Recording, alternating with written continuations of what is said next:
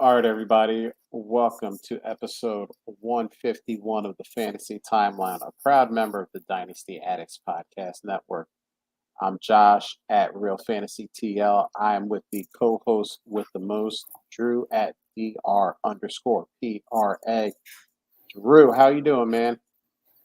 Doing good. Doing good. All right. So, a another great week of football is behind us. Week 5 Indeed. is in the books, and now we are moving on to week 6. Now, I want to ask you about this, Drew, since we don't really have it anywhere on our show sheet, and I'm just curious your thoughts about this before we get to good, bad, and ugly.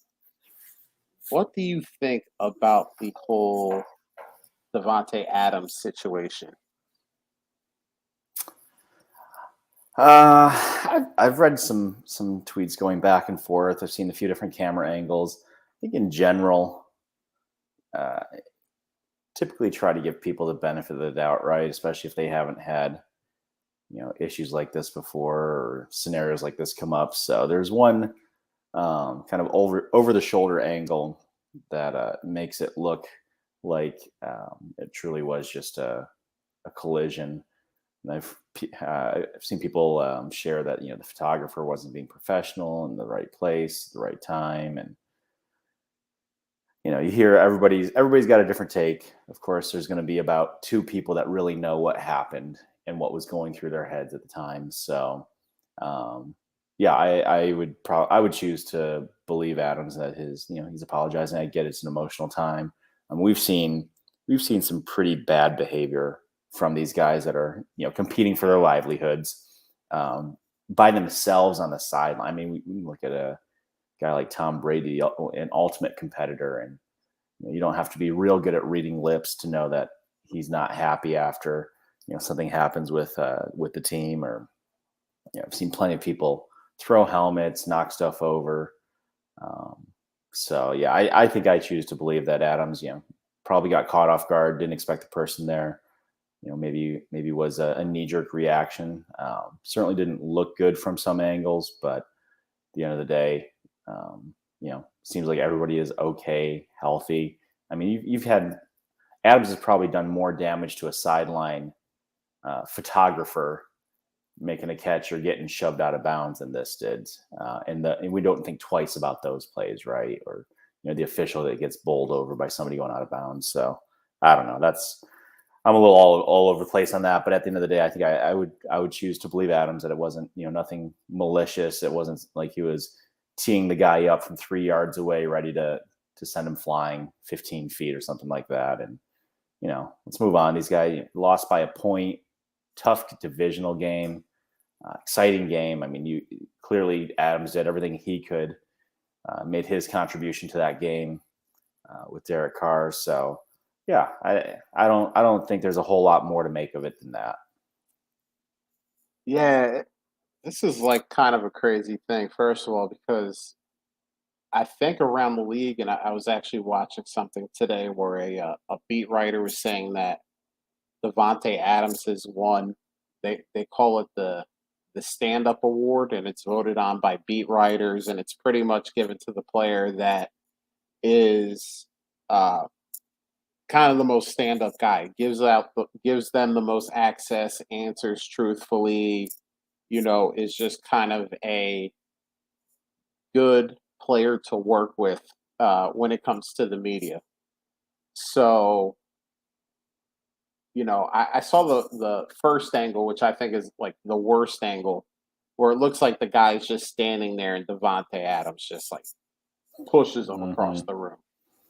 And then as you start seeing other angles, you realize that this guy kind of runs in front of him. And don't get me wrong, I don't think you should ever push anybody really for any reason. But if you're kind of in your own head about you just lost this close game, you know, maybe you're thinking about what you could have done differently. You're kind of in the moment and you're not paying attention to what's going on. And you see a person kind of run in front of you, but still at you in your direction. He may have not even realized it was a cameraman and thought it was maybe an unruly fan. You know, we've seen that unfortunately a few times over the last couple of weeks. People Yep. getting onto the field and being foolish. Um, he apologized right afterwards in the post game. I think as soon as he pushed the guy, maybe not in that second, but I think a few seconds later, everything clicked together that it was a cameraman and not a Yep. not a fan, not a whatever. He apologized. I think I really think it's unfortunate that this is now like a misdemeanor assault case. I mean, I get it by the spirit of the law. That's what it is. But you know,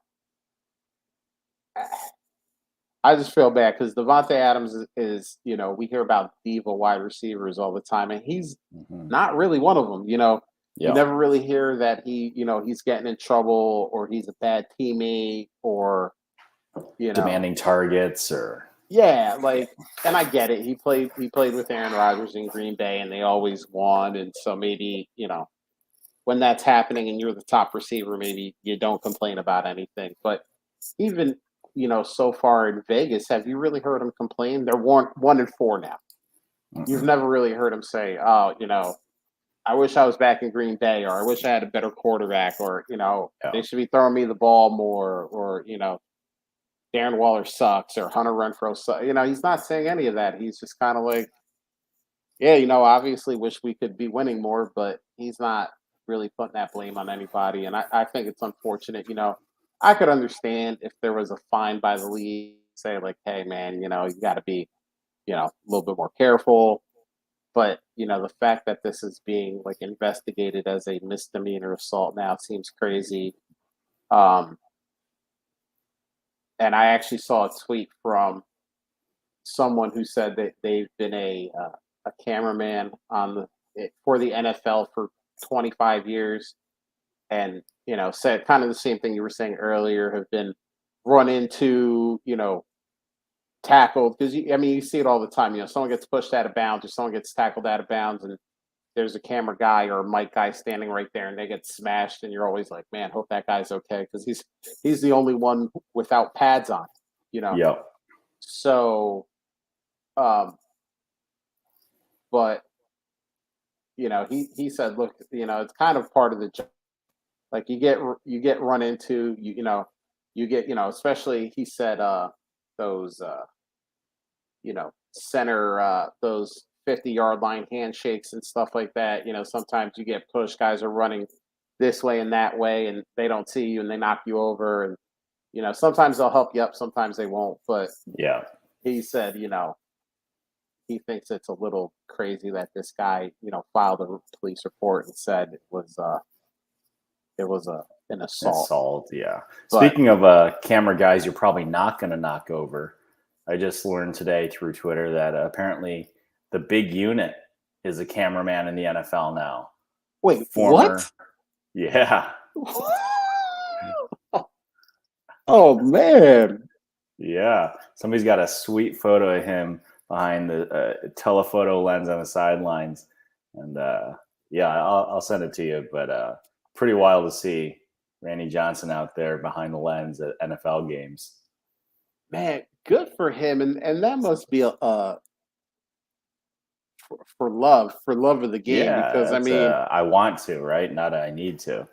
he that man has made a lot of money in his life playing baseball, and I'm sure if he wanted to, he could probably you know announce for the MLB Network or for a team or something like that, and probably make a good change. So the fact that he's putting it on the line, uh, it shows that he must have some real love there. But all right, Yeah. we jabbered enough. Let's get into the good, the bad, and the ugly of week 5. I'll start us off. Brees Hall. He was the chosen one during rookie drafts. He was the 101. He was honestly the only player that people unanimously were kind of like, okay, this is the dude. He's the guy that we are supremely confident in. Pretty much after 102, you had champions for everyone, but you also had people who were not about that life. So 18 rushes for 97 yards and a touchdown. And then he just adds on 2 measly receptions, 400 yards. So almost took one to the house. I think he did get tackled on the 1 yard line. Yeah.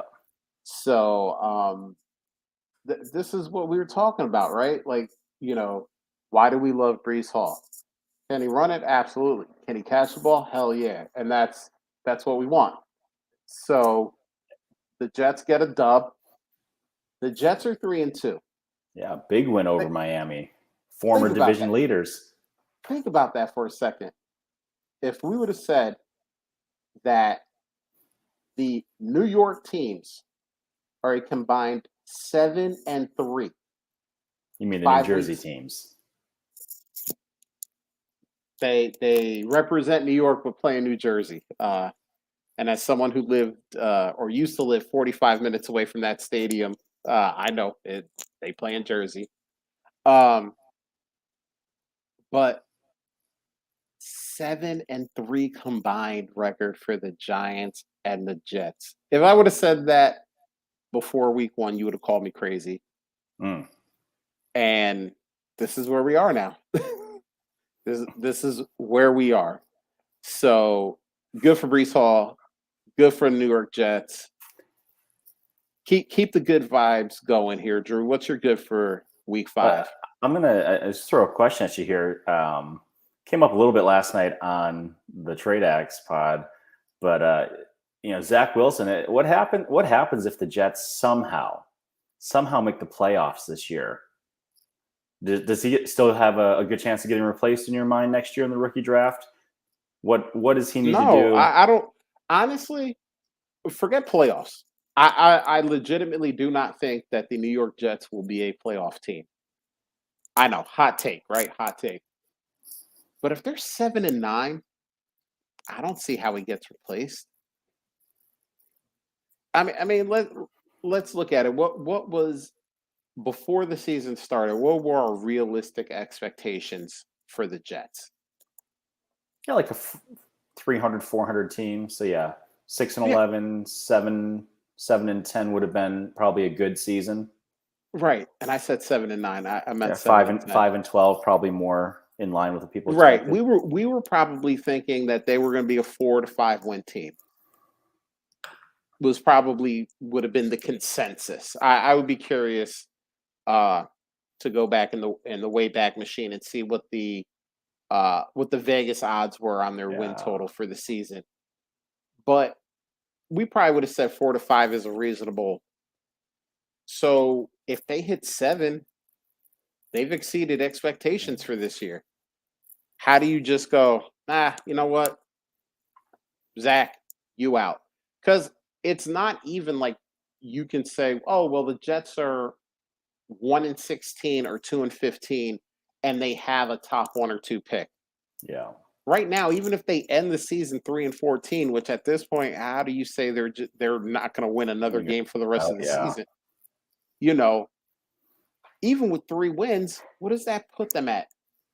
4 or 5? Yeah. I think the quarterbacks that everyone's going to want is going to go before that. I think they go in the top 10, and I think they go in like the top 4.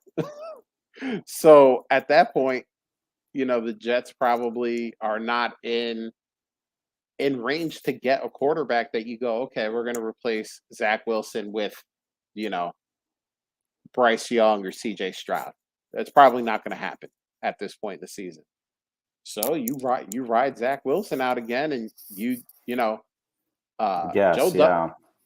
Douglas has been drafting well. Like Garrett Wilson, Elijah Moore, Elijah Vera Tucker, I mean, Mekhi Becton, unfortunately, it's been injuries with him. I Hmm. don't think it's been a talent thing. It's been an injury thing, you know. And Yeah, Michael Carter, Brees Hall, yeah, like, Sauce Gardner is starting to do his thing. yeah, like think about it. Like they have really done well in the draft since Joe Douglas has got there. So is he going to use, let's say they end up at like, pick 10. Are they gonna trade a bunch of assets up to get a quarterback to replace the guy that's still gonna have what 3 years left on his contract? Yeah, after this year, yeah, second year. Yeah. Or actually it'd be 2 years and an Yeah. option. So 2 years left on his contract.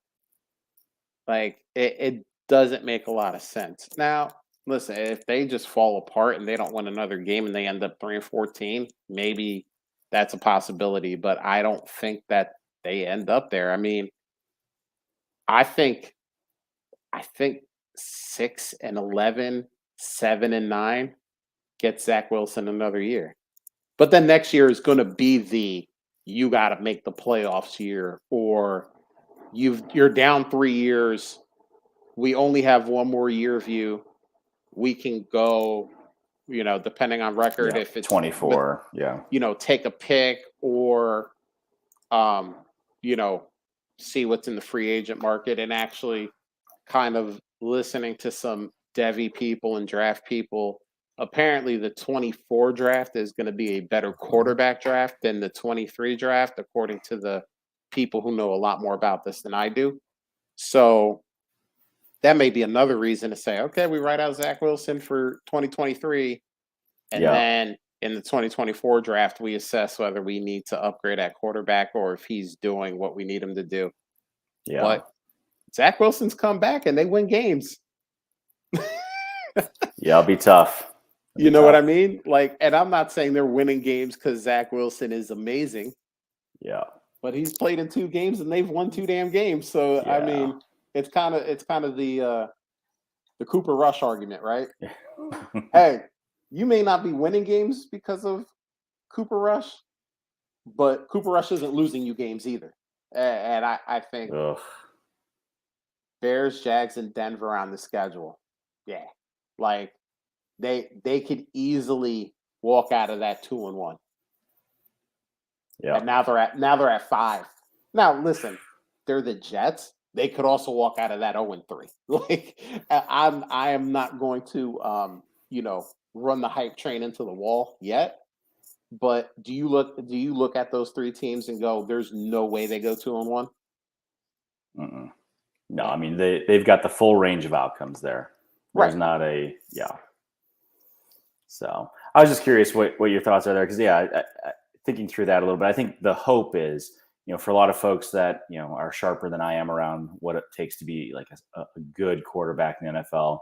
The hope is that they move on and then these young weapons get an upgrade at quarterback. The offense becomes a more well-oiled machine to pair up with Robert Saleh's defensive scheme, and they're going to have to compete. They're going to have to put points up in this division if they want to compete. I mean, I'm definitely biased here, but it feels like the other 3 teams are playing for a wild card spot for the next few years, trying to keep up with the Bills, right? And they've got to add up wins each year. So is Zach Wilson enough to do that? Is he going to take his team and give them the opportunities to win the games they need? But yeah, because I'm looking at guys like Elijah Moore.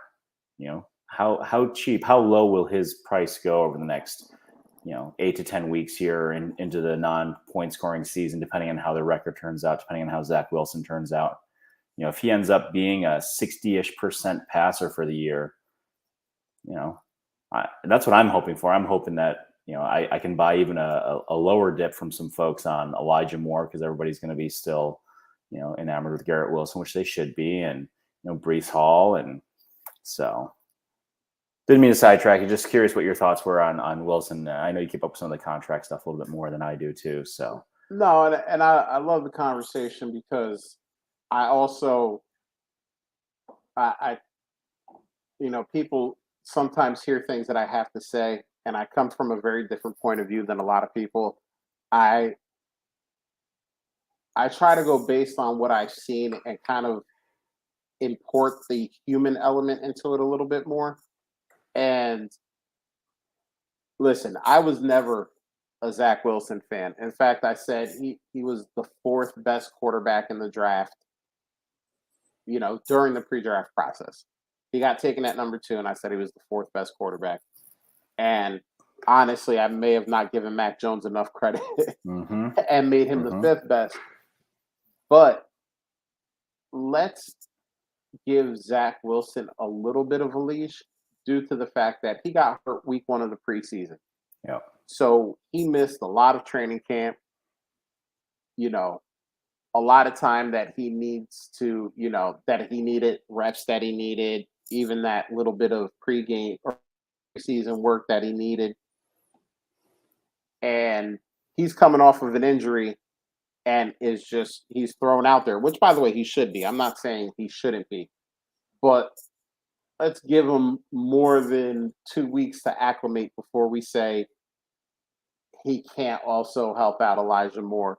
And let's be honest, how many quarterbacks can really make 2 weapons fantasy goodness? Like, we talk about it all the time. You have Brady who can do it. You have just trying Burrow. Burrow can do it. Dak did it when it was Amari and CeeDee Lamb. You and hope Dalton Tua Schultz. can. People are hoping Tua can with Waddle and Tyreek. Tua looked like before the concussion Injury, yep. that he could, what do we name? Yeah, 4 or 5 quarterbacks. You would think Herbert could, right? With if Allen's healthy, Mike Williams. He's been doing it. Gerald Everett this year and Mike Williams. Yep. So, there's maybe 10 quarterbacks that can do it. Yeah. I mean, without spending time to go through every single quarterback, there's 10 quarterbacks that can do it, which means there's 22 quarterbacks that can't. Yeah. Now those better quarterbacks, odds. A lot of those quarterbacks can make one guy really good. Garrett Wilson, looking at you. Hey, but look, we got some quarterbacks that can't. Baker Mayfield, looking at you. And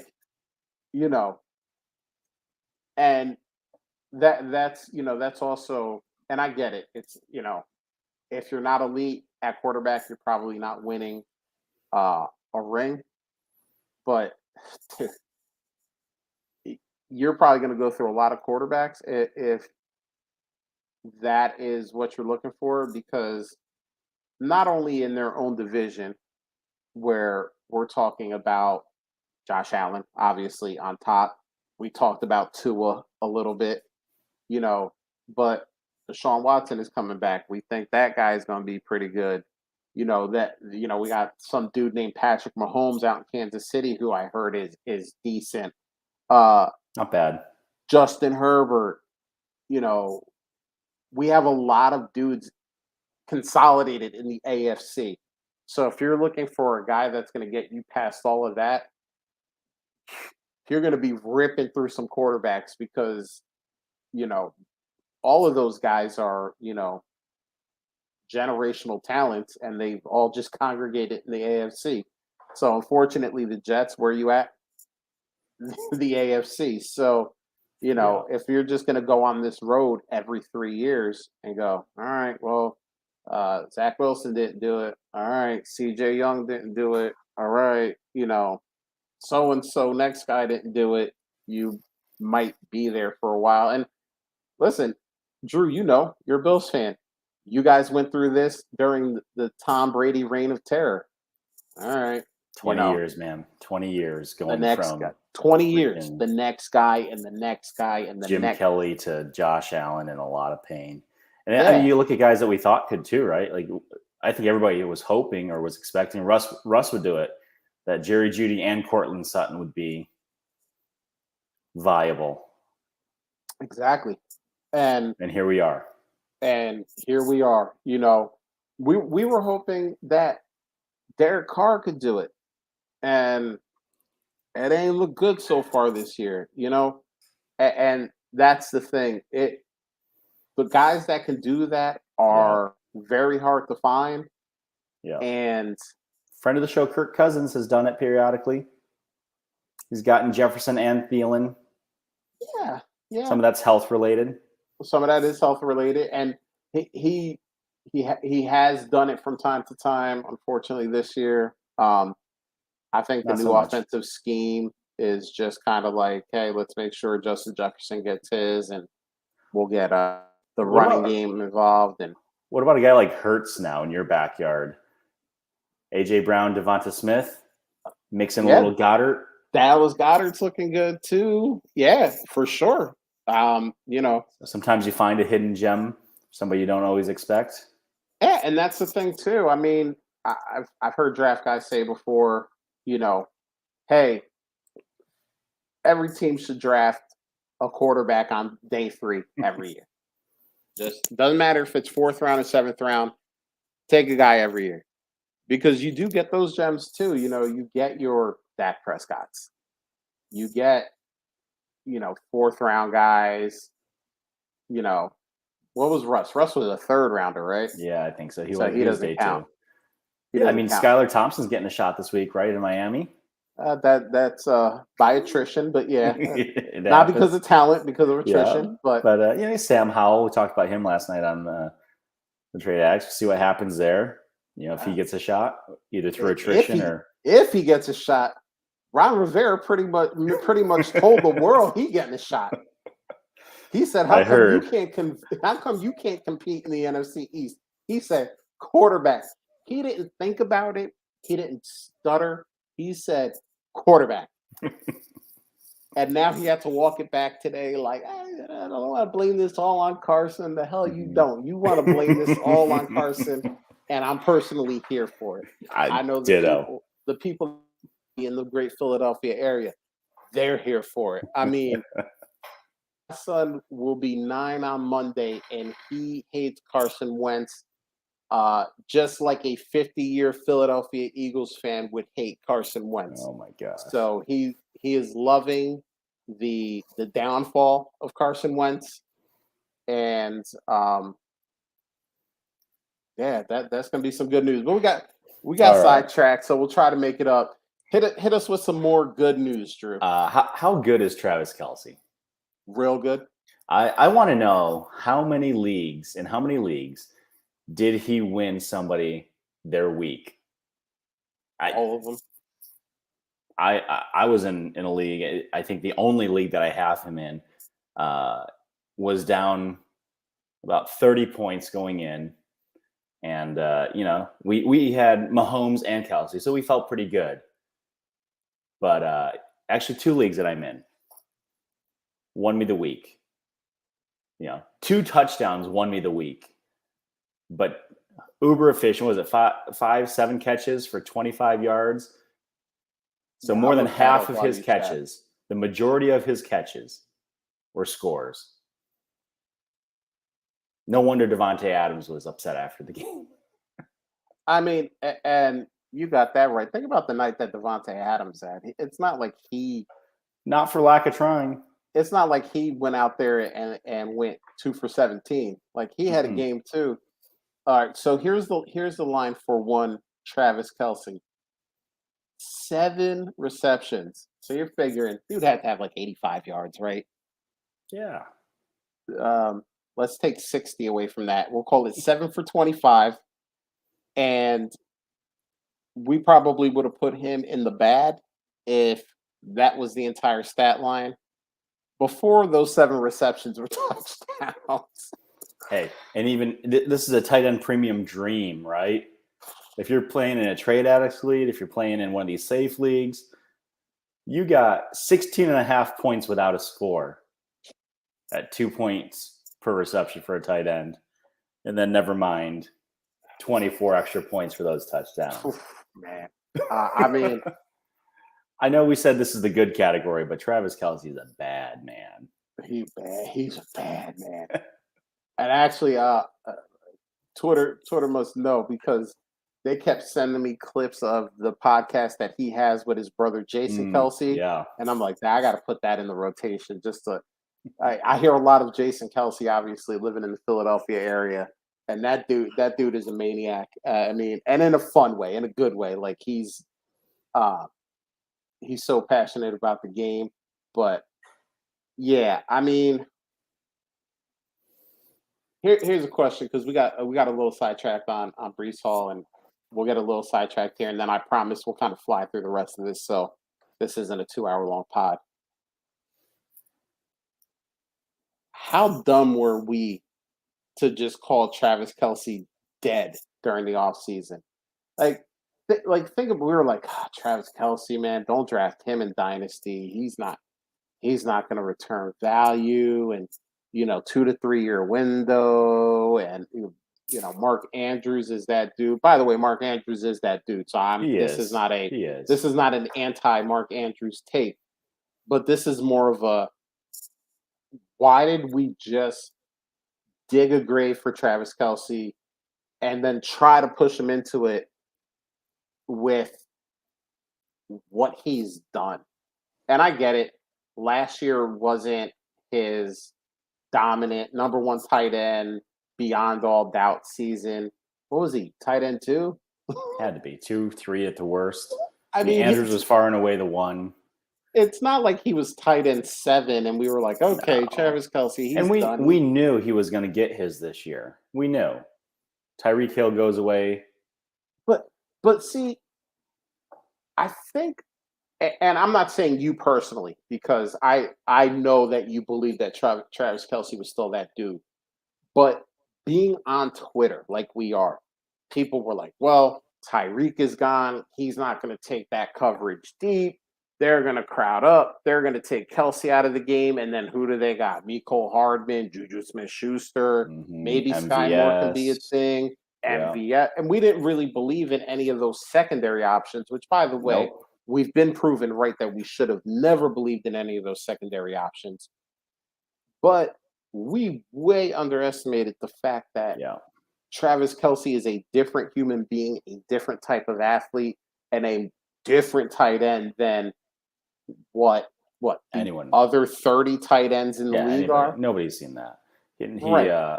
We gifted him to people though, and that's. I mean, I'll lump myself into that group. As much as it probably my brain knew that he was a good option, my heart, my gut, I didn't have the guts to go after him where I should have in a few leagues. And somebody out there is gifted with the tight end 1 way later than they should have been. Probably took Andrews and Kelsey and is just absolutely demolishing their leagues. Well, and what were we hearing during the offseason? If you can get a 23 first for him, get a 23 first for him. And it was like, man, would you want the 110 or Travis Kelsey? Like, it's not even a conversation to be had. Would you want the 106 or Travis Kelsey? I don't even think that's and we love this 23 draft. But guess what? If you kept him and your team is bad, you're getting more than the 106 for him now. And if you kept him and your team is good, you are like one of those teams that you're looking at like, okay, who's going to be in the championship at the end of this? And you go, oh, this guy has got Travis Kelsey. The only guy that can really match up at the tight end position is whoever has Mark Andrews. Yeah. So I think we tried to bury this man way too quick. And I will be very curious, even listening to redraft who were like, man, why didn't we take Travis Kelsey in the first round? Like, what were we thinking? Like, we said, no, maybe Mark Andrews should go in the first, but maybe not even Mark Andrews and nobody else. And now it's like, I mean, if you took Mark Andrews or Travis Kelsey in the first round, you're a damn genius and you probably got a pretty good team. But all right, we'll put it into hyperdrive for this one. The bad Drake London. After I hyped him up, after I give him credit, 4 receptions, 35 yards. You know what? It was bad, but this is what the Atlanta offense is going to be. It's going to be up. It's going to be down. I don't think they're going to win a lot, but they're going to have to throw a lot. And I'm sure better days are there for Drake London. All right. What about you, Drew? What was your bad for week 5?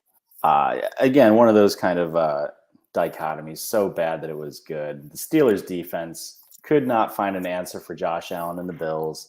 I don't think they recorded a sack the entire game. First touchdown, 98 yards to who was it? Who's their number 2 wide receiver? Not Pickens. Claypool. No. Bill's number 2 wide receiver. Gabe Davis. Yeah, Gabe Davis. I'm sorry, I got. You got Allen backed up in his own end zone.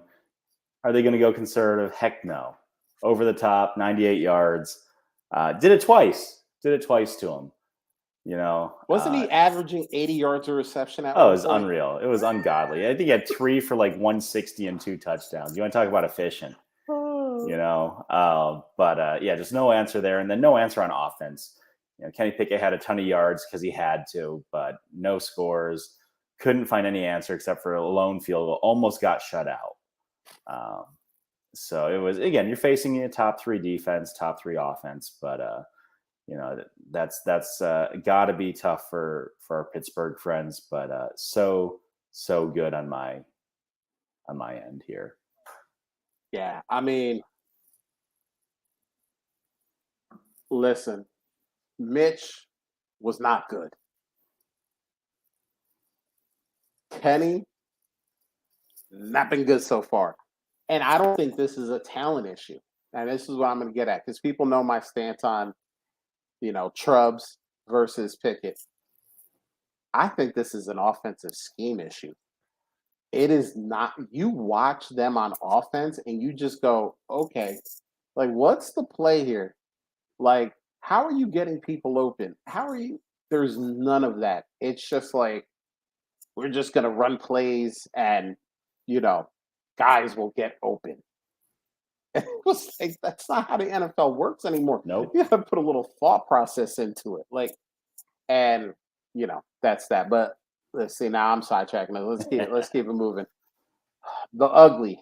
So Matt Rule, or Matt Ja Rule, as the footballers call him.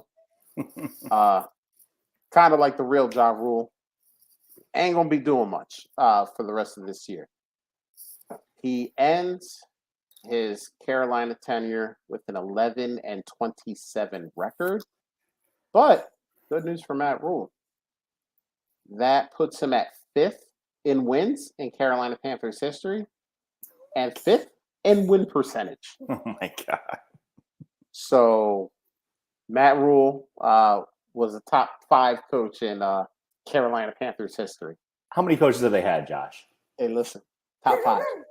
Top 5. I saw that and could not believe it. You get 11 wins in your top 5 out of 38 possible games. All right. Listen, it didn't work for whatever reason. I actually loved the Matt Rule signing when it happened. Yep. Because, again, I'll use my regional bias here. In the shadow of Temple, he built Temple from, a laughing stock to a program that people were like, College Game Day came to Philadelphia because of Matt Rule and what they did in Temple. And you think about watching College Game Day, where do they go? They go to Tennessee, they go to Florida, they go to Alabama, they go to big time schools. Ohio. Yeah, they'll throw their App State in there after a big win or something like that. But they don't come to Philly. They don't come to Temple. Like, they don't do that because they don't have teams that are worthy of that. But while Matt Rule was there, they were worthy of that. I think they were a ranked team, if I remember correctly. This is a few years ago. While Matt Rule was here, and trust me, they have not been since. Then he moves on to Baylor. He rebuilds that team after all of the stuff that happened. And if you don't know what I'm talking about, I'm not getting into it. Google it. That team was almost a death penalty team. And he built that back up into a team that was winning games and going to bowls and winning bowl games. And I thought he was going to do the same thing in Carolina, and it didn't happen. And that just shows the massive difference between college and the NFL. But don't cry for Matt Rule. He still has 3 years and $40 million left on his contract that the Panthers have to pay him.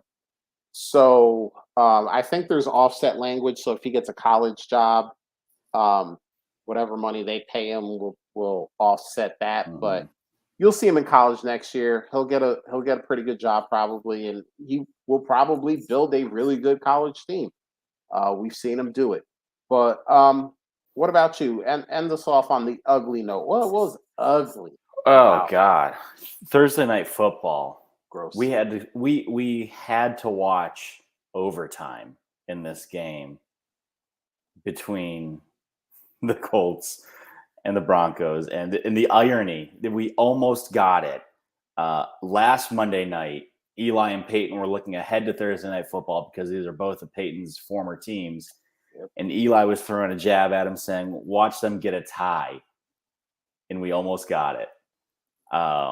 Painful. There's definitely, there's star power missing. You have Javonte, you have Jonathan Taylor, a couple of the league's best running backs, both out for the night, but still. And then did I see correctly? Did Russ is he still hanging on to his "Let's Ride" thing after all of his press conferences? Listen, I'm not gonna lie to you. I can't. I was pro Russ being corny when he was in Seattle winning games. Some look like, hey, he's a giant cornball, but he wins games. Who cares? When you win games, you can be as corny as you want to be. You could be as much of an asshole as you want to be. When you win games, like Aaron Rodgers. Aaron Rodgers seems like an asshole, but he Grade wins A. games. But he wins games. Who cares? Like, honestly, who cares? But now he's in Denver putting up 9 points on Thursday Oh night. my God. 0 touchdowns, all field goals, by the way, just in case you were wondering. It wasn't missed extra points or missed 2-point conversions. Like, that is gross. We should never have to endure that again. And I'm with you. I want a refund from Prime for that night. I don't care what fraction of my Prime membership that is. I want a refund, or I want a credit to my next order. I'm with you, man. That was bad. Hopefully we don't have to see that again. But that was the good, the bad, and the ugly. Hey, you know what? Before we hit what's on the timeline, we got a question here. I want to throw this up here from Surya Paulsam, and I'm sorry if I mispronounced any of that. He said he's 0-5 with Herbie, Cook. I'm assuming Dalvin Cook, Aaron Jones, Amon-Ra St. Brown, Jamar Chase, Mark Andrews, and recently traded for Waddle in the flex. Who should I trade for who? I also have Ken Walker, Jacobs, Hawkinson on the bench. This is I need some tough. context here. Is this redraft? Is this Yeah, sir. what's If you're the in here, let us know. But this is tough because I think either way, like, who are you really trading and getting an upgrade for? I mean, Herbert's been hurt. Amon-Ra's been hurt. Let me look it's not through Aaron here. Jones' year. You're not getting much for him. You need to be starting Jacobs. Ken Walker's going to get some run. Yeah, like maybe wait a week and see if Ken Walker does something that you could, trade up to. What do you think you could trade up to? If Ken Walker goes, let's say, 15 for 85 and a touchdown and 4 receptions for 25 yards and another touchdown. Big week. Yeah. It has to be a big week in order for like the Ken At Walker. that point, you start him. You have to start him. But do you have to, or is that just an aberration? Yeah, I think he'll be a solid runner. I mean, I know Seattle's not been great. I mean, they put points up this week though. I think they put up a lot more than I was expecting. Both this week and was it last week against the Lions? Which, I mean, you kind of guess that they're going to score against the Lions. But yeah, this is where I need some context. Jesse's mentioning it here, but I mean, I think you take like an Amon-Ra and Aaron Jones, or an Aaron Jones and a Hawkinson, and try to consolidate that into another wide receiver. I don't know who's within range at that point. Like, can you get to an AJ Brown? Stephon Diggs is going to be tough to get. trying to think, you're not getting Cooper Kupp, you're not going to get Justin Jefferson, you already have Jamar Chase. So like an Amon-Ra, a Debo, something like that. Can you consolidate a couple of those guys to get to someone in that range? Or can you upgrade maybe to a Kittle, depending on what your scoring format is from Hawkinson, if you throw Aaron Jones in? But yeah, you must be either playing the ultimate high scorer every week, or depending on your league format here, everybody's just got a stacked team, in which case, you got to know your league mates probably more than what your assets are in this scenario. Yeah, and that's a tough one. Like kind of like Drew said, we don't really know all of the facts behind it, but hopefully we gave you a couple of ideas. And if you let us know, we can come back to it. Here's another one from Lincoln was here. Daniel Bellinger and a 2023 early to mid second or Romeo Dubs. This is a dynasty 1.5 point tight end premium. This is easy, right? I mean, I take the tight end side even in 1.5. It's not massive premium. I don't know. I'm not as big on Romeo Dubs as I think some folks were early in preseason, and I know he's tied to Rodgers for a little while here, but I mean, I think you can find another Romeo Dubs next year with that early to mid second or better. And you have Daniel Bellinger, who's been, at the very worst, he's a bye week fill-in, right? I mean, I'm starting him in a league that we're in, Josh, because I don't have better options right now. All right. Well, I thought we had the same side on this one. I think I'm going with Romeo Dubs. I think at the end of this, he ends up being Aaron Rodgers' number one guy.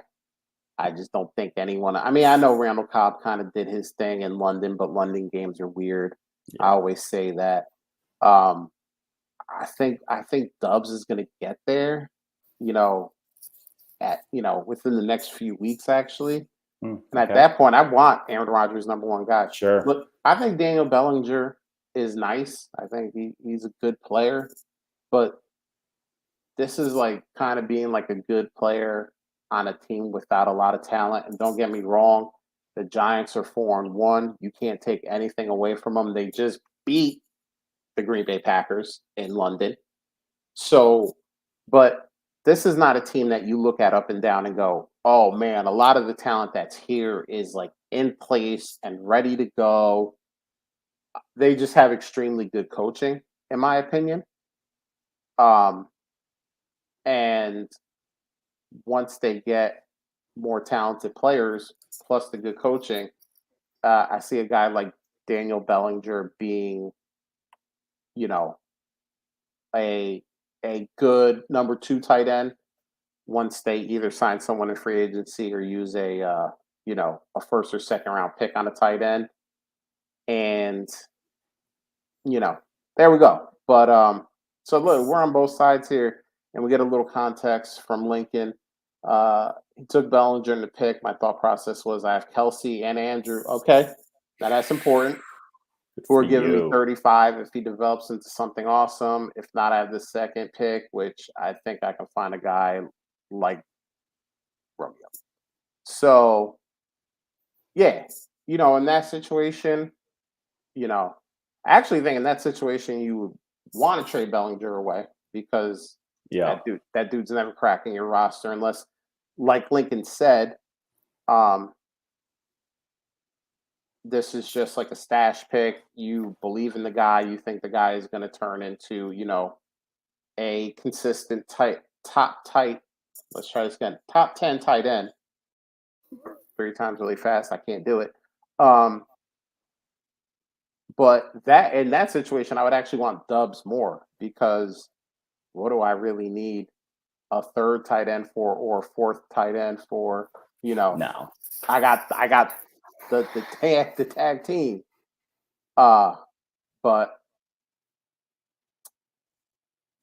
it is what it is.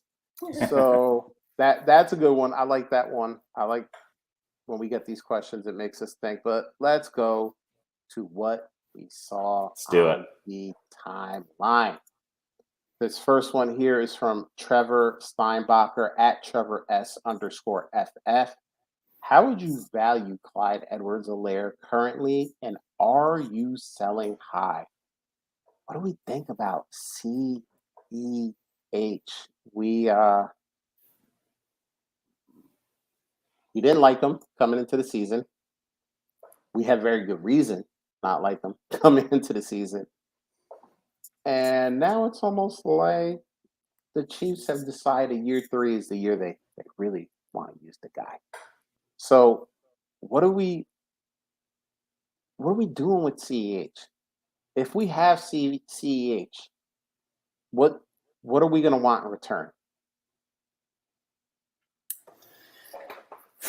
I mean, what I want, I want a contender who thinks they have a late pick next year to give me their first is what I want.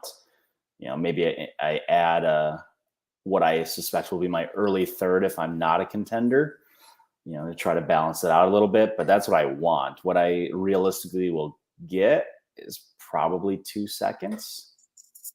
Whether that's 2 23s or a 23 and a 24. I just saw that happen in one of my leagues.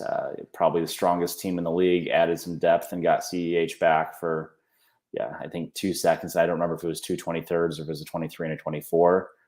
But I think that's probably the ballpark of where the deal, that overlap is for what people will take versus what people will give.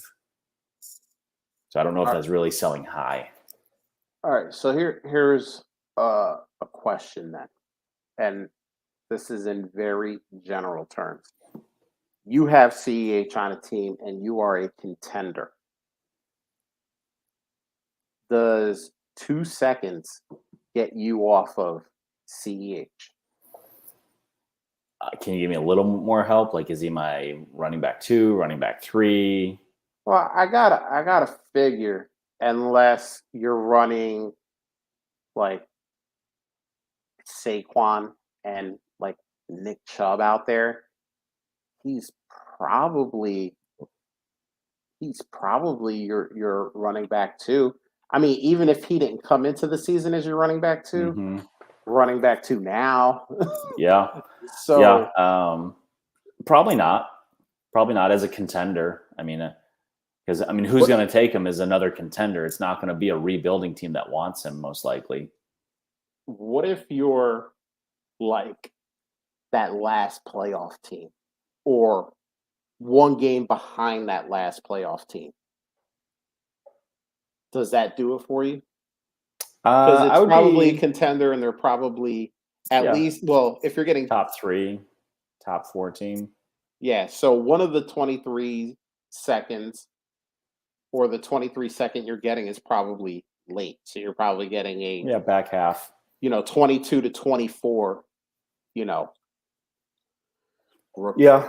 I know we talk about wanting to assess your team early, and I think when you're on the opposite ends, the far ends of the bell curve there, you're terrible team, you're a top team, you can assess that pretty quickly. I think there's still time with most of us going to a 14-week regular season. You still got a couple of weeks, get through bye weeks, see what happens. And this is kind of a side note here. This is what always gets me a little bit is, we have this concept that all you have to do is make the playoffs because then anything can happen. Mm-hmm. However, anything can happen any given week. So I think that's where some of these middling teams, I wonder how quickly, do they throw in the towel too early where anything could happen for 2 or 3 weeks and all of a sudden you could be a top 4 team again. And even if you drop back and regress to where you're probably closer to where you should be, you could still make it to the playoffs. And guess what? Anything could happen. So I would definitely think about if we're in a 12-team league and I'm number 6, 7, 8, I'm definitely thinking about that type of an offer. I try to be a little bit more decisive too, and I get that. So, by week 5 or 6, I guess, probably I'm trying to position myself depending on what my league rules are. So if it's potential points, then sure. I'd love to shed those points on a middle-aged running back with, a little bit of wear. And I'll take the 2 seconds, whether it's one now, one later, or both next year. And then I hope I'm following that up with more shopping of other guys that are scoring points too. You've got to run that all the way through. It's not one guy is not going to make or break, really help you get to the draft pick you want. So But I think if I'm middling team, I definitely consider. If I'm a contender, I don't think I really am moved by 2 seconds. I do like how you called CH a middle-aged running back. He is 23 years old. So that puts me into AARP territory. I'm already getting the mailers, Josh. I'm already If, getting the mailers. if we're grading on that curve, We're there. young podcasters, though. Yeah, okay, we can make that a thing. About to have a 30-year breakout. Yeah, let's do it, man. Let's get the 30-year breakout going. So CH, man, I was like CH, whatever, before the season started. Do you know, according to Fantasy Pros and Half Point PPR, CH is number 9 right now. He's a top 10 running back. Wow. He's an RB1. And I get it. It's a lot of touchdowns and it can't be sustainable. Why? If he played on the Jaguars, I could kind of buy into that. If he played for the Bears, I could definitely buy into that. But he plays for the Kansas City Chiefs. And what are the Chiefs known for? Scoring a bunch of freaking points. Did we not just see that? And I know they were like all scored by Travis Kelsey pretty much. But this is a team that's going to score points. Yeah. So why not CEH? Besides Travis Kelsey, is there another big time touchdown guy that you're scared of?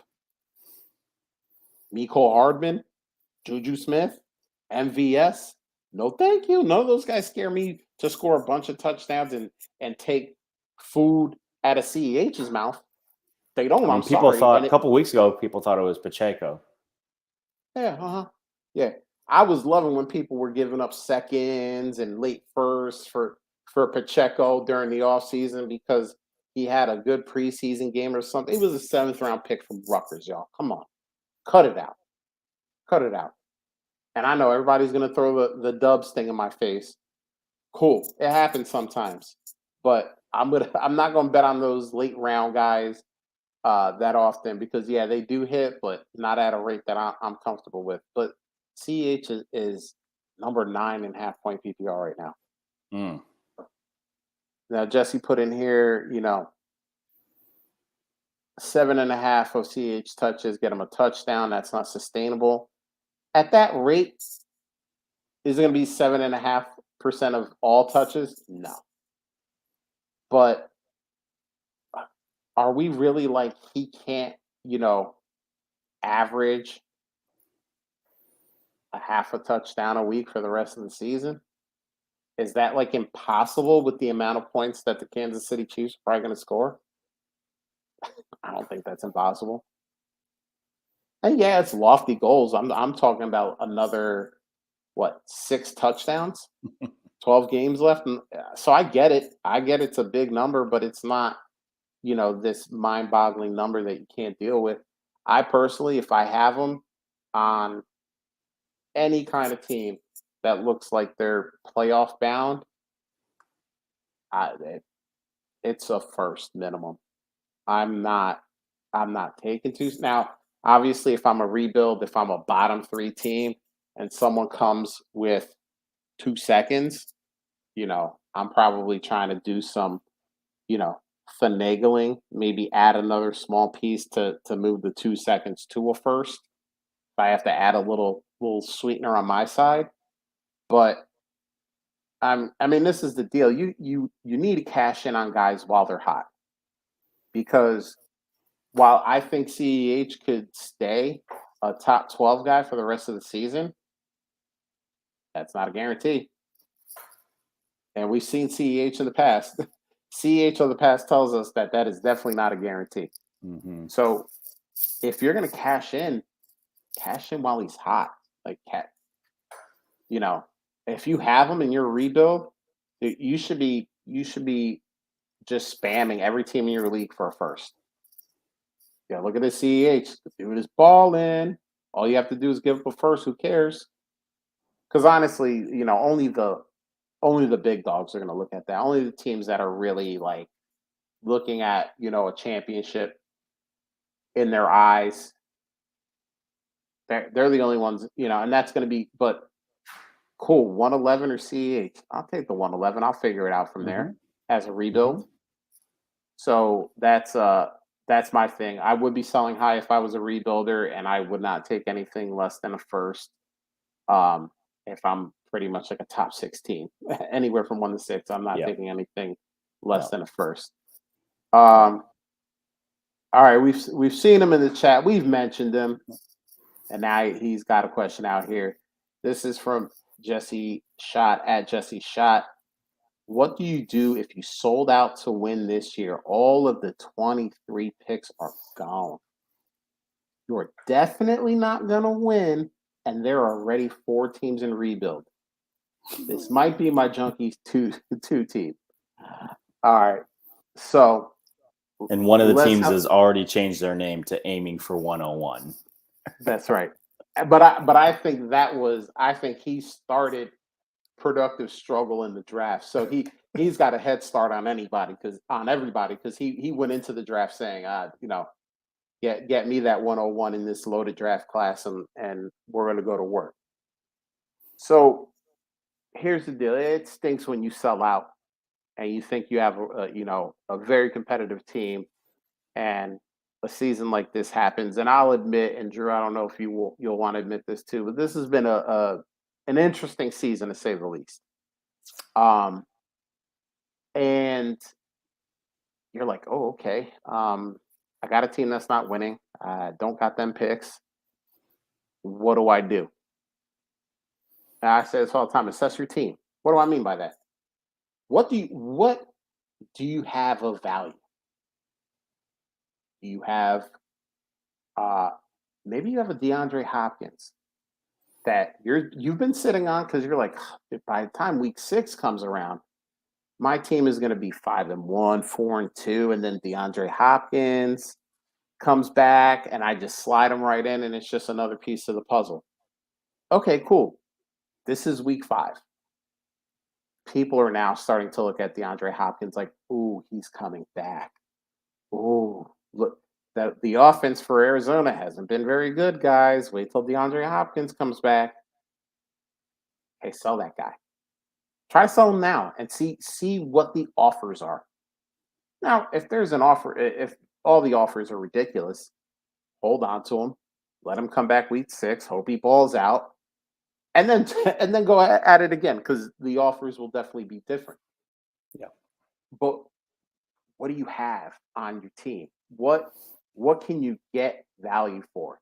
And then at that point, I hate to say this because it goes against everything I truly believe in, but you might have to take a little bit less than you're used to. And it hurts me because I'm such a value-based trader, and it hurts me at times when I have to rebuild teams, and I get that. But the numbers part of me, which is a big part of me because it's a big part of my job, just says, God, I can't sell $1 for 3/4. It just doesn't make any sense. But you may have to do that in trades. You may have to sell $1 for 3/4 because you can at least invest those 3/4 in your bank and maybe get a little bit of interest on it. And in a couple of years, that 75 cents turns into $1.10. And you're like, okay, I had to invest it for a little bit, but it's paying dividends now. So really assess your team. Look at what you have and look at what you don't have. A guy like DJ Moore.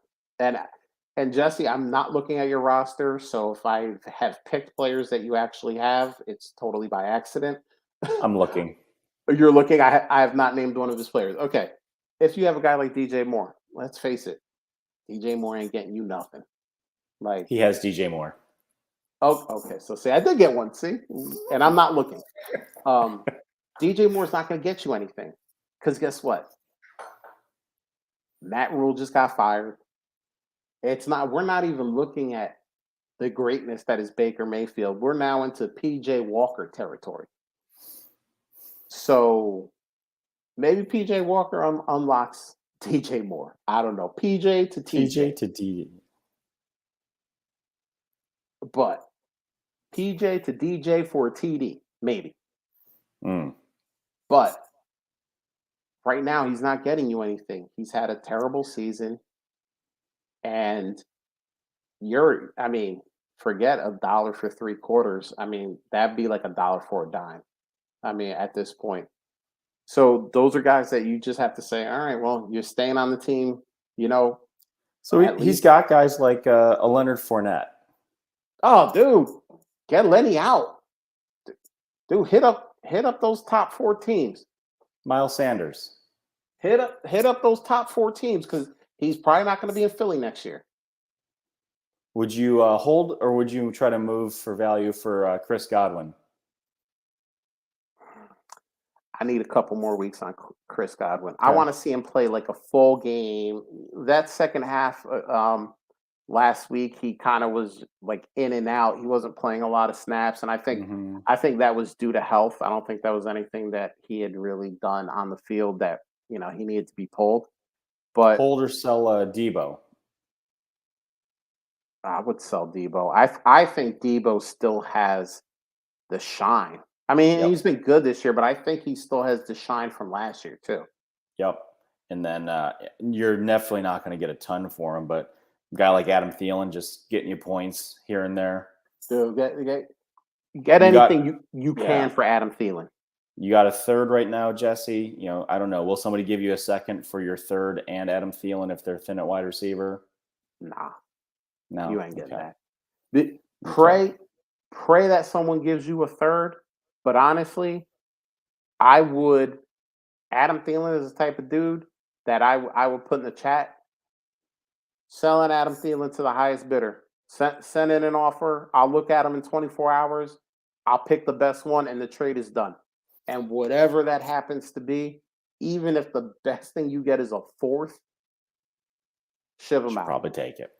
Yeah, like at the end of the day, because Adam Thielen has no value to you, and he probably doesn't have a lot of value to a lot of other teams. But somebody will, at least one person, especially in the Junkies League, everybody will probably make you an offer. They probably won't be good ones, but everybody will make you an offer. Amari Cooper, what are you doing with that? Get rid of him. You getting rid of him now, or are you going to wait till playoffs, especially if we don't have a trade deadline, see what Watson does with him and see if he gets a bump, or get rid of him now? Why do I want to wait when the dude every other game is going over 100 yards? It's fair. Like, why wait until week 10, the week before Deshaun is supposed to come back, and now I'm dragging this out 5 more weeks, and in week 8, Amari tears an ACL. Now I get 0 for him. Now, if Amari wasn't producing, I would say, yeah, you got to hold him. You got to wait for Deshaun to come back. But he's got 3 games over 100 yards this year. He's doing the job with Jacoby Brissett. Like, yeah, trade him, get rid of him. Yeah, we could use another wide receiver, Josh. Yo, and Amari used to be a former Cowboy. Jesse, send it through. Send it through, Jesse. Oh, by the way, he said Dak, Godwin, and Kittle killed me. Kittle is a guy. This is a tight end premium league. He's a guy I'm trying to get off my roster. In your situation, he's a guy I'm trying to get off my roster. See if somebody will give you a little bit above current market value because of the name George Kittle. Not going to be us. But it ain't going to be us. So don't hit us up with an offer because you can hit us up with an offer. Because for Kittle to end up on our team, it's going to have to be below market value. I mean, Drew, I don't know. I feel like Drew feels the same way I do. But even if Drew was high on Kittle, I would have to step in and be like, Drew, we're not doing this to ourselves. We're not going to fall into the trap. Dak may or may not play this week, but he's a guy you should keep. He's young. He's a guy you want to rebuild around. Yeah, he could be a big piece for a while. He's what, 29? I mean, he's younger than Tom Brady. Oh, well, thanks. I mean, I'm younger than Tom Brady. That doesn't mean anything. I mean, you know, but Yeah. yeah, I mean, Dak is the type of guy that, you know, I think you can rebuild. Because if you're doing your rebuild right, it should take you 2 to 3 seasons. Yeah, at the If most, right? right, exactly. So he's 29 right now.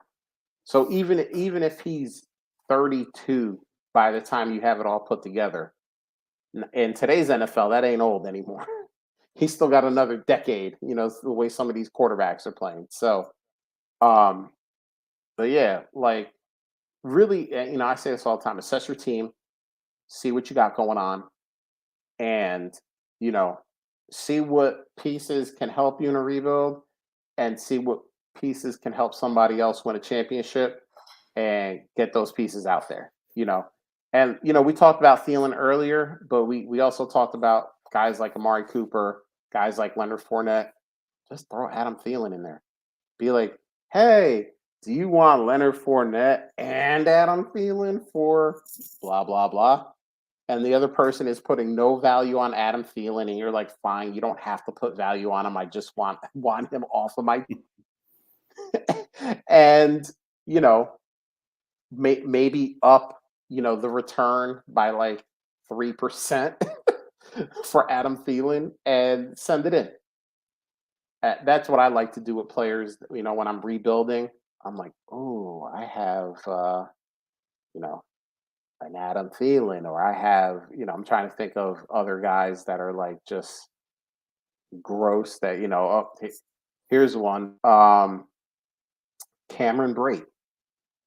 Oh, let me put Cameron Brate in this deal with this other name that people actually want, just to get Cameron Brate off my team. Things like that. So, Jesse, I hope that helps you out. Um, I hope you get some ideas. And hey, hit us up. I mean, not for Adam Thielen or George Kittle, but for those other players, hit us up. We ears are open, and we would love to make a deal happen with you. All right, let's go to the bet of the week, Let's Drew. do it. Drew, we went 2-1 again last week. Okay, it's a winning Like, record. like we're like kind of good at this thing. By we, you Like mean you. me, but I like to, we're both a part of this thing, you know. So last week we were 2-1 again, which I think, listen, 66% is pretty good in the betting world. We lost that before mentioned Thursday night Everybody football lost game. that night, Josh. Everybody lost that night. Yeah, everybody did lose. Honestly, when the Broncos scored that first field goal, and then it was like 3-0 for like the whole first half, I said we might win this thing in a 3-0 game. Well, actually, I think it would have been a push because it was -3. I'm not going to lie to you. I like myself too much, so I did not watch the second half of that game. I'd Mm. seen all I needed to see in the first half, and then I saw it went to overtime, and I said, "Oh man, did I miss like a burner?" And then I saw the score, and I said, "Man, I am so glad I chose sleep over watching that game, because I would have been mad and then very tired in the morning." But we did win. Oklahoma State uh, beating Texas Tech. We needed we needed a touchdown with about less than 3 minutes left to cover, and then I was sweating the defense for Oklahoma State, but they held true. So we won that one, and then the first prop bet of the season, we hit that, the over on Devonta Smith getting 52 and a half yards. He had 87, I want to say, 85, something like that. So we smashed it. And actually, I went back and forth on this one. I was going to do the over on receptions. It had started at 3.5, but when I checked Bet US, and obviously Bet US is who we use for this segment. It bumped up to 4.5 receptions, and it got me a little scared. So I switched over to the yardage, but he had 8 receptions. So I would have been right on Been that too safe. Yep. if I had done that. But that was last week. We got to keep it going right with this week. And I want to give you a little secret. I almost chose the Colts again. I almost chose the Colts again, but I said I can't do it. I can't. I got him right. I got it right the first time, and then it's been all downhill with the Colts since. So here we go. We are going to go with an NFC West matchup.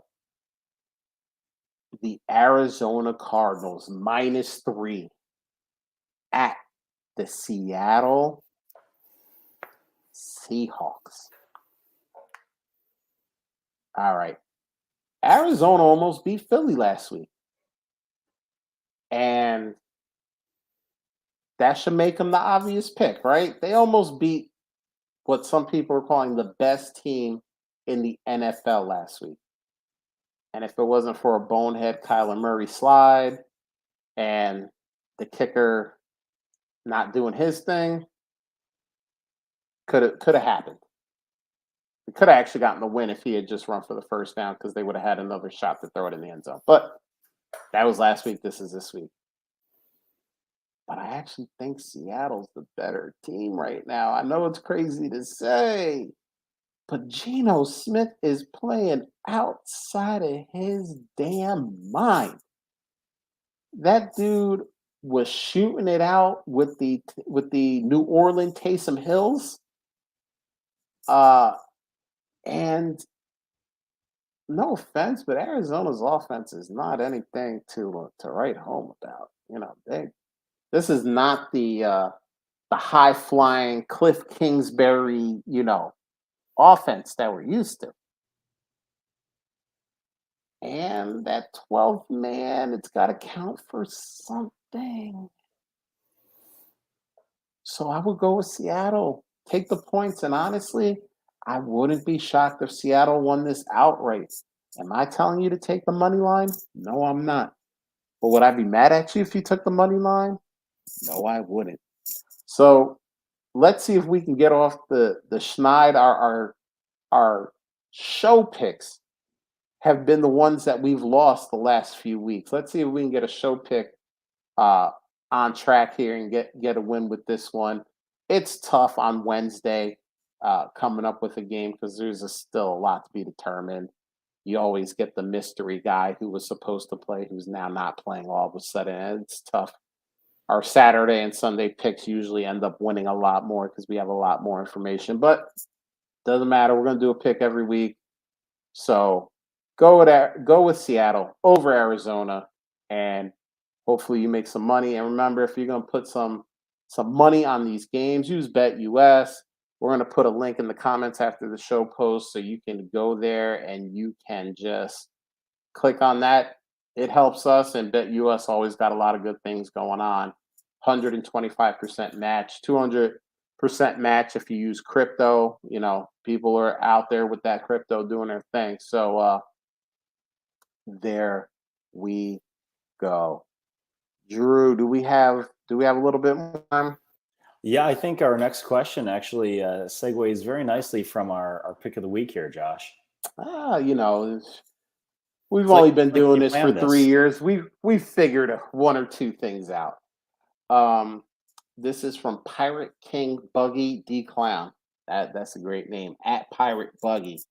Dynasty trade Superflex. How far has Geno's value risen? And DJ Moore's bell. So this actually kind of ties in a little bit to the last question.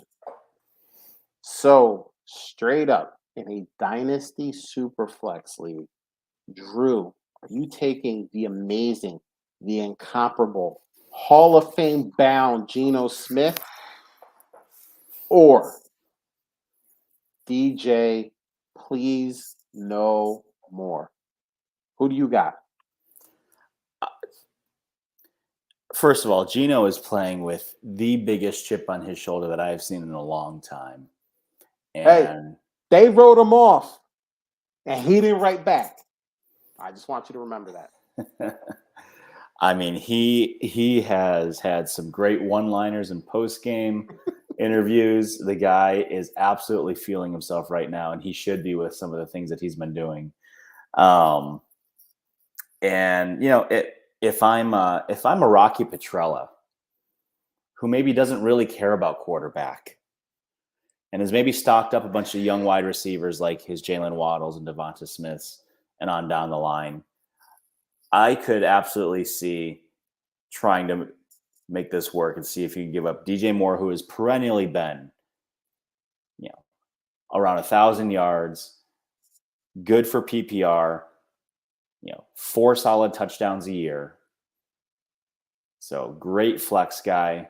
I could see making that move if you're contending like Rocky typically is in his leagues and is looking for that extra quarterback for substituting for some bye weeks or some injuries. I've got a league that I'm in where I've got Burrow and Hurts as my starting quarterbacks, and I'm looking week over week. In the last 2 weeks, Geno is the best quarterback of the bunch, and I'm really reflecting right now. Am I really going to pull the trigger on putting Geno in over one of these two guys? Because there have been weeks where that has been the difference in winning or losing. So yeah, if I'm a contender, if I, if the situation is right, I would absolutely do that. I think in general, again, this is one of those. My head says stick with DJ Moore because he will still somehow have some value. Baker will not be there forever. He will not be the quarterback forever. He will, but how many times have we watched this movie where we assume that DJ Moore is going to get a quarterback upgrade next season? That's tough. I think my head says DJ Moore, but right now my heart says, yeah, hell yeah, give me Geno Smith in a super flex, and especially if you're looking for a reasonable quarterback option. And like you were saying earlier, I'm sorry, Jesse. Yeah, this might be something that you have to settle for. But the problem is, Geno Moore doesn't help or a Geno Moore. I combine them. A Geno Smith doesn't help his situation. No, not his team. But I don't think if you had told us 3 months ago or 30 days ago that a DJ Moore for a Geno Smith trade would be taken seriously as a proposition. I want to sidetrack for a second, and it's going to be a short second. Did you see the Roto World or whatever? Oh no, it wasn't Roto World. It was oh god, not Pro Football Focus. I forgot one of these outlets putting that Pete Carroll said that Drew Lock is nipping. Oh, absolutely. Stop. Like a freaking Pomeranian, he's nipping. Stop.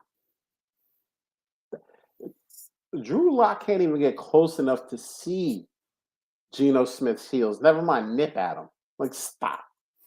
Like, what do you think? You have to motivate Geno Smith? Geno Smith's out here smashing. He don't need motivation. He's smashing. He's got the most job security in the league right now. Dude, only way you're going to see Drew Lock on a field is in a blowout or an injury. And that's it. I hate to break it to you, Drew Lock. Listen, I thought you was cool. You was out there rapping. You was doing your thing. You were there. I was loving it. But you're not good at football. So just be bench, collect that check, and move on. Move on to the next business venture. Yeah. This is the classic rebuild versus contender trade, isn't it? You got Geno. You're like a bottom 3 team. He's not helping the cause because maybe you're like the 3rd worst team, but you really want the 101 in the 2023. And Geno's just out here doing the Lord's work and just scoring points here, there, and everywhere. Trade him. There's a contender sitting there with DJ Moore, just cursing the name of DJ Moore every day when he wakes up and looks at that roster, going, DJ Moore, I thought you were going to be something this year. I thought Baker was the answer. Hit him up, knock on that door, say, listen, I'll take the struggling DJ Moore. You could have this shiny Geno Smith, and that guy's probably like, Geno Smith. That dude's balling. If I have an injury or bye weeks are coming up, we're starting bye weeks, people. We're gonna be starting bye weeks. Boom, sell them off. There you go. I'm gonna take DJ Moore. He's gonna struggle. I'm cool with that. And now you're not scoring points anymore because DJ Moore sure as hell ain't gonna do it for you. So yeah, but here's the crazy thing. So there was no context here by Mr. Pirate Buggy, and it was still 75% in favor of Geno Smith. So no context, no how many teams are there, no I'm a contender, no I'm a rebuild. They were just like, give me Geno Smith. Please give me Geno Smith. Um, 2022, fantasy football. Gotta love it. We got one. I don't want it to pass us by from the Joker. Uh, this is for his flex, full PPR, David Montgomery or Jeff Wilson Jr. He's got Ramondre Stevenson in his one running back slot. So I guess this is the league where you start just one of those running backs, and this is a full PPR flex league. So, Drew, do you have any thoughts on this? Which way would you lean? You're on mute, brother. That I am. For this year, I'd probably like the Jeff Wilson Jr. side for the Well, I next think couple. this is a flex, I think he said. So I guess this is a this week flex question. Oh, this way. Okay, gotcha. Montgomery looked good last week. Who are they playing tomorrow night? Bears and The Commanders. Commanders. Yeah, I'm fine with that. I'm fine with Thursday night. I mean, he looked healthy. He produced on Sunday, so I'd be fine with David Montgomery.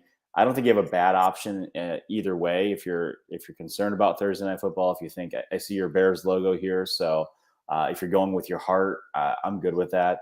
I mean, Jeff Wilson has done nothing but produce the last few weeks for San Francisco. So, I mean, who are your other flex options? Do you have a wide receiver that's maybe less exciting that you could substitute one of these guys for? But between the two, I'd probably go Monty. So, would your mind change any if I told you that San Francisco is going up against Atlanta? Home or away? At Atlanta. Yeah, it doesn't change my mind a whole lot. All right. So, This next thing you say might. well, here's the thing. Can I just read you what his yards per reception have been in the last 3 games that he's played? 9.5, 10.3, and 12. Now, unfortunately, he only has 1, 2, and 3 receptions in those games. But I feel like this game against Atlanta is probably going to get out of hand. We saw what we saw what San Francisco did against Carolina last week. A bad team. Jimmy G, I think, is finally starting to settle in a little bit. They whooped up on Carolina 37-15. So Jeff Wilson, 17 rushes for 120 yards, and he added a reception to that. I think it's going to be a lot of the same personally. There's no real there's no competition there to take, many snaps away from him. this David Montgomery, Khalil Herbert thing is still happening. And Montgomery was good last week, but I think I go with Jeff Wilson just because of the the amount of touches. I mean, week 2, Jeff Wilson 20 touches. Week 3, 15 touches. Week 4, 18 touches. Week 5, 18 touches. So he's pretty much like a 18 touch minimum type dude, and I want that. So I would go Jeff Wilson, but listen, we gave you we gave you our thoughts. We can you could take it from there and see who made the better argument. But all right, we're at an hour and a half. I think we're good. I think we got a lot of great questions from the chat. We have got a lot of great questions from the timeline. So thank you very much to everybody who tuned in. We appreciate it so much. Just remember, if you haven't already, hit subscribe, like this video, leave a comment, do all that stuff because it helps us out. And, we want to know that we're doing some things for you guys. And just remember, that's what the comments are for, man. You like something we're doing, let us know so we keep doing it. You don't like something we're doing, let us know so that maybe we don't do it. I'm not saying we're not gonna, but we'll listen. We're out here. Um, Remember, so all the people listening to this in podcast form, an hour and a half pretty much that you've been listening, and you really have so many options on things you can do. We appreciate it. Yeah. Just remember, if a friend told you about us or you just kind of stumbled on us, remember to hit subscribe. Remember to leave a comment. Uh, it really helps us out. There's algorithms and stuff that I'll never understand, but it does help us out. And on that note, Drew, we are out of here. Late. The Joker's going with Wilson. I won one.